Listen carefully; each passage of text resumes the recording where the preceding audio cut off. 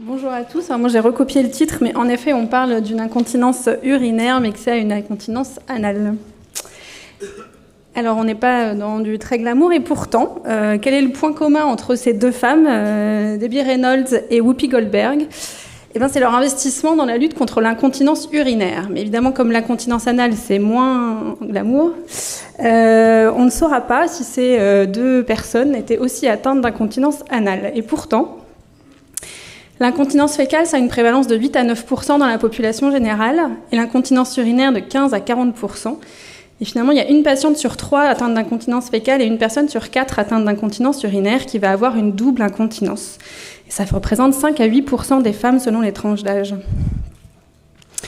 Alors, quand on se regarde un petit peu les causes, les mécanismes de cette incontinence, on se rend compte que déjà au niveau de la continence, on a quand même des mécanismes communs qui peuvent expliquer que des personnes cumulent les deux. Donc on va avoir deux organes qui ont un rôle de stockage, un sphincter coordonné à cet organe de stockage, des muscles périnéaux qui vont contrôler les sphincters et des interactions neurologiques entre les deux organes.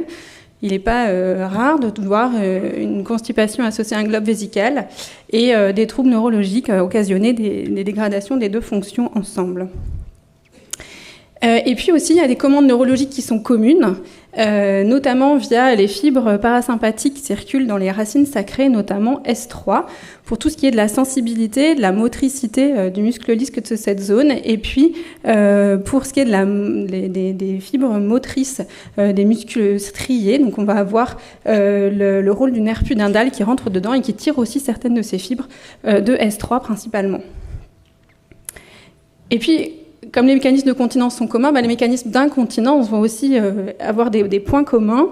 Donc on va avoir une hypotonie sphinctérienne et des releveurs qui va être associée dans ces troubles-là, et des troubles de motilité vésicale, rectale, qui peuvent tirer leur origine de la même cause. Et puis on a aussi des modalités thérapeutiques communes, avec des mesures conservatrices hygiéno-diététiques qui vont être mises en premier lieu, et des freinateurs du transit, ou de la contractilité des trusoriennes qui vont être aussi en premier plan. Et donc, comme je vous disais, les mécanismes de contrôle neurologique tirent à peu près des mêmes fibres neurologiques. On pourra se demander, en effet, c'est tout légitime de se demander si la neurostimulation de ces racines va avoir le même effet sur ces deux incontinences, notamment quand elles sont combinées chez le même patient. Alors, déjà, les résultats de la neurostimulation sacrée pour incontinence fécale, c'est celle que nous connaissons. C'est pour ça que j'ai commencé par celle-là, même si elle a pourtant été développée après. Et donc, c'est Klaus Matsell, en 1995, qui a décrit la première série de patients incontinents fécaux qui a été neurostimulée. Alors, la neurostimulation, elle se faisait au niveau de la racine S3, avec l'implantation d'une électrode, avec une phase test ensuite de 2 à 3 semaines, et qui permet de savoir si le test est efficace, et tout l'intérêt de cette stratégie thérapeutique. Et si la période de test est efficace, avec une réduction de plus de 50% des épisodes d'incontinence fécale, eh bien, on peut implanter un neurostimulateur sous-cutané qui va permettre d'entretenir cette neurostimulation en permanence. Aujourd'hui, on a des résultats, et notamment cette large série française, qui sont très satisfaisants pour l'incontinence fécale, même si on implante que 65% des patients, finalement, à 3 ans et même à 10 ans, on obtient une amélioration significative et durable du score d'incontinence. Et à 5 ans, on a 70% des patients qui sont implantés définitivement, qui sont toujours implantés, avec une petite perte d'efficacité avec le temps, mais c'est des patients qui deviennent aussi plus âgés. Et malheureusement, l'exploration des mécanismes qui sous-tendent cette efficacité, elle est moins claire que dans l'incontinence urinaire, mais très probablement, elle tire son rôle sur un rôle de contraction au niveau du sphincter de l'anus, et aussi au niveau de la sensibilité rectale, et probablement via des mécanismes qui sont plus centraux au niveau médulaire. Pour l'incontinence urinaire, en fait, elle est surtout développée pour l'incontinence urinaire d'urgence. Et elle a été décrite bien avant, finalement. En 1989, nous, on n'a fait que copier. C'était toujours en S3 qu'on stimule, on stimule déjà en S3. En fait, c'est beaucoup mieux décrit d'un point de vue physiopathologique, le rôle de la neurostimulation sacrée dans l'incontinence urinaire, puisqu'en fait, l'efficacité tire son rôle de la contraction, de ce que va engendrer la stimulation sur la contraction du périnée et du sphincter urinaire, qui va entraîner, à force de contraction, une décontraction du muscle vésical et du détrusor, et donc réduire ces phénomènes d'hypercontractilité vésicale. Et donc, dans l'incontinence urinaire, on a aussi des larges séries, un taux d'implantation qui est plus élevé que dans l'incontinence fécale, avec 80% d'implantation après la phase de test, et 82% d'efficacité à 3 ans sans fuite et impériosité. Sur les fuites et les impériosités, avec, dans ces 82%, 46% des patients qui sont complètement guéris. Et puis, pareil, donc ça se reproduit avec la réduction significative du nombre de fuites par jour, et de façon pérenne également. Alors, si ça fonctionne sur l'incontinence fécale et l'incontinence urinaire de façon isolée, qu'est-ce que ça donne sur l'incontinence mixte, la neurostimulation des racines sacrées? Alors, on n'a pas beaucoup de données sur l'incontinence mixte. On a des séries de cas, donc il y a des personnes dans cette salle qui se sont investies dans cette recherche. En pratique, on a des résultats qui sont assez hétérogènes sur la double incontinence. Et ce qui ressort un peu de cette étude, c'est que globalement, ça fonctionne sur l'incontinence principale, sur la principale indication, et qu'en fait, l'incontinence qui est secondaire, elle est rarement décrite. Est-ce que c'est une incontinence urinaire d'effort? Est-ce que c'est une incontinence urinaire par impériosité? Et on sait que pour l'incontinence urinaire, comme je vous disais, c'est surtout l'incontinence urinaire par impériosité qui est traitée par la neurostimulation des racines sacrées, et ça peut expliquer ces résultats hétérogènes. Donc il va être important, surtout ce qu'on retient de ces études, et ces résultats hétérogènes, c'est de faire le bilan avant de commencer à neurostimuler, savoir ce qu'on attend de cette neurostimulation.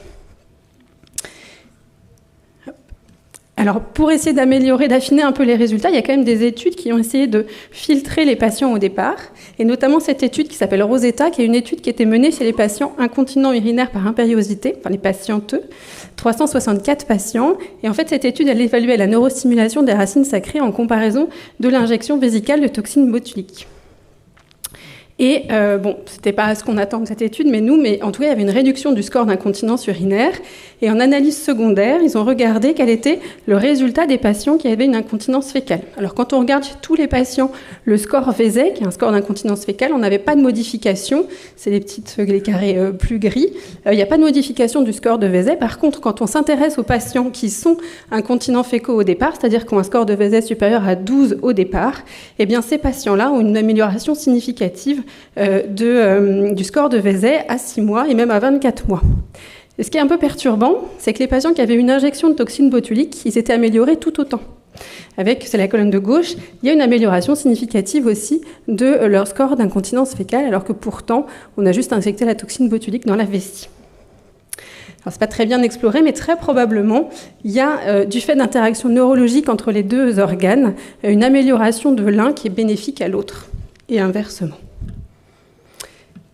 Donc, en pratique, ce qui ressort, si on doit dresser un tableau un peu plus pratique sur ce qu'on doit faire dans l'incontinence mixte, et ça suit un peu les recommandations qui datent un peu, mais qui restent encore d'actualité, je pense. Donc, il faut faire le bilan des deux avant de se lancer. Le bilan de l'incontinence fécale, est-ce qu'il s'agit d'une constipation qu'il faudra traiter en premier lieu? Est-ce qu'il y a un trouble de la statique pelvienne postérieure associé? Et très probablement, moi je pense, faire une amanométrie anorectale quand on a ces doubles incontinences, notamment pour savoir si on a une part neurologique dans l'histoire. Pour un bilan de l'incontinence urinaire, différencier une incontinence urinaire d'effort des impériosités. La place du bilan urodynamique, elle est encore discutée. Quand on a une incontinence urinaire par impériosité qui est pure, il y a des équipes qui ne le font pas, mais dès que le tableau est un petit peu atypique, notamment quand il y a des troubles de la statique, qu'il y a une incontinence urinaire d'effort associée, c'est bien de faire le bilan urodynamique pour savoir sur quelle incontinence on est exactement. Et puis la cystoscopie pour éliminer une irritation urétrale ou vésicale. Et évidemment, comme je disais tout à l'heure, le traitement, il commence par des mesures conservatrices, donc des mesures hygiénodiététiques, une régulation du transit qui va être bénéfique aux deux incontinences, des anticholinergiques pour la part urinaire et une rééducation périnéale qui est aussi efficace sur les deux incontinences. Et puis si on a un échec de ces traitements, eh bien, on va discuter la neurostimulation sacrée. Et ce qu'il faut se poser comme question, c'est quelle est la plainte principale du patient? Donc, soit on a un tableau clair d'incontinence par impériosité ou d'incontinence fécale qui est en échec de traitement conservateur. Et dans ce cas, c'est une bonne indication. En tout cas, les recommandations actuelles recommandent de s'engager vers de la neurostimulation sacrée pour ces patients. Mais l'essai que je viens de vous présenter pose quand même la question de la toxine botulique, puisqu'on voit que c'est efficace sur les 2 incontinences aussi. Et ce que je ne vous ai pas montré, c'est que les patients toléraient mieux le traitement par injection de toxine que par neurostimulation des racines sacrées. Et puis par contre, des patients qui associent un trouble de la statique avec une plainte au niveau de ce trouble de statique qui peut être au premier plan, ou une incontinence urinaire déforme, il faut peut-être revoir un peu sa copie, et c'est peut-être pas la neurostimulation sacrée qu'on va mettre au premier plan. En pratique, si on a décidé de faire de la neurostimulation sacrée, comme pour les 2 indications séparées, on va demander aux patients de remplir un calendrier d'aisselle et un calendrier mictionnel, avec la nécessité quand même d'avoir un certain nombre d'événements par semaine pour pouvoir évaluer l'efficacité du test. On implante, on teste en S3, on teste 14 à 21 jours, c'est assez commun entre les deux types d'incontinence. Et par contre, on évalue sur les 2. Et la question qui n'est pas tranchée et qui n'a jamais été relevée dans les études, c'est sur quels symptômes se baser pour rechercher une efficacité. Est-ce qu'il faut se baser sur un organe et voir si au moins l'un des 2 a une amélioration de 50% des épisodes d'incontinence, ou est-ce qu'il faut grouper tous les épisodes ? C'est laisser en fait le soin à l'opérateur de décider, mais une amélioration de plus de 50% de tous les symptômes n'est pas complètement idiote à envisager. Et puis, une fois qu'il est implanté, évidemment, il faut le surveiller de façon mixte entre urologue et proctologue. Et il faut penser aux alternatives en cas d'échec, puisqu'on a vu que la toxine botulique peut être une alternative. Et donc, l'envisager, puisqu'on a vu qu'à 10 ans, on n'a plus que 50% des patients qui sont implantés. Donc, ça peut être une alternative. Donc, en synthèse, rechercher une incontinence mixte devant une incontinence fécale ou urinaire, c'est important, puisqu'on voit qu'il y a quand même au moins 30 à 40% des patients qui sont concernés. Neurostimulation sacrée après bilan et échec des mesures conservatrices, oui, mais en ayant bien évalué devant quelle incontinence on se retrouvait. Il y a une efficacité combinée de la neurostimulation sur les 2 incontinences et probablement une amélioration de l'une via l'autre. Et par contre, aujourd'hui, ce qu'on ne sait pas, c'est quelle est la place exacte de l'injection de toxine botulique et aussi de la neurostimulation tibiale, puisque vous savez qu'on utilise les 2 pour l'incontinence urinaire ou pour l'incontinence fécale isolée, et qu'il n'y a absolument rien retrouvé sur l'incontinence fécale combinée. Donc il y a des choses encore à faire dans cette pathologie. Je vous remercie de votre attention.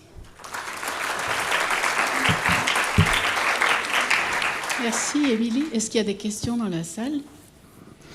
Je vais commencer. Moi, l'étude Rosetta, elle me pose quand même un problème, c'est que quand on discute en RCP des indications des neuromodulations, mes collègues urologues, quand l'indication se discute entre neurostimulation et toxine, et qu'il y a en plus une incontinence fécale, ça pousse vers la neuromodulation.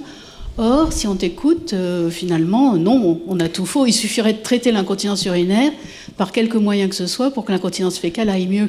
En fait, j'avoue que je n'avais pas lu en détail l'étude. Je l'ai relue là et ça questionne en effet de voir qu'on améliore l'incontinence fécale aussi bien dans un groupe que dans l'autre et qu'il n'y a pas de différence entre les 2 groupes sur l'amélioration de l'incontinence fécale. Alors, c'est une analyse de sous-groupe, oui. Donc ça reste quand même minoritaire. Et il est vrai qu'aujourd'hui, on recommande, enfin la plupart des recommandations, et il n'y en a pas beaucoup qui se basent sur l'incontinence combinée, on recommande plutôt la neurostimulation des racines sacrées. Mais chez un patient qui est un petit peu réticent à la neurostimulation des racines sacrées, ça veut dire que faire une injection de toxine peut aussi fonctionner sur l'incontinence fécale et c'est pas forcément à mettre de côté. Oui, tout à fait. Des questions ? Non. Moi, j'ai encore une... Oui.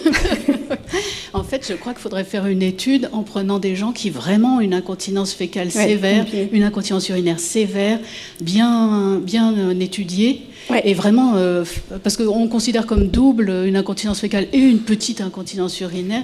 Je ne sais pas ce que tu en penses. Alors, dans l'essai Rosetta, ils avaient quand même pris des patients qui avaient un score de Vézet supérieur à 12, mais toutes les autres séries qui étaient des petites séries, en effet, se basaient sur un score de Vézet ou un score CCIS qui était anormal. Donc, en fait, on avait des patients qui avaient en effet une incontinence minoritaire d'un côté et majoritaire de l'autre, et c'est pas tout à fait comparable. En tout cas, est-ce qu'on peut comparer un patient qui a une incontinence anale majeure et une incontinence minoritaire urinaire versus une incontinence majeure urinaire et mineure anale, c'est difficile. Je suis d'accord, il y a pas mal de choses à faire. Prochaine étude pour le registre. C'est ça, exactement. Okay, merci Émilie. Merci beaucoup.